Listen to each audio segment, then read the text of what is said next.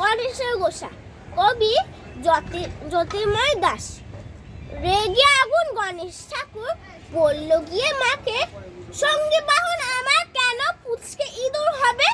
কে তোর বাহন ছবির মতো ময়ূর পেখমধারী? এবার পুজোয় যাব না কো তোমার বাপের বাড়ি। মামারা সব জমেছেলা ইঁদুর ধরে মারে। ময়ূর ধরলে তখন দেখি পুলিশ তাড়া করে। বউ দিয়েছ মানুষ রাখো শুকনো কলার চারা। বেড়াতে যাব বউকে নিয়ে বৃথায় চিন্তা করা।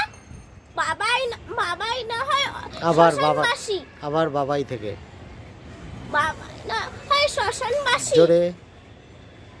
বাবাই না হয় শ্মশানবাসী।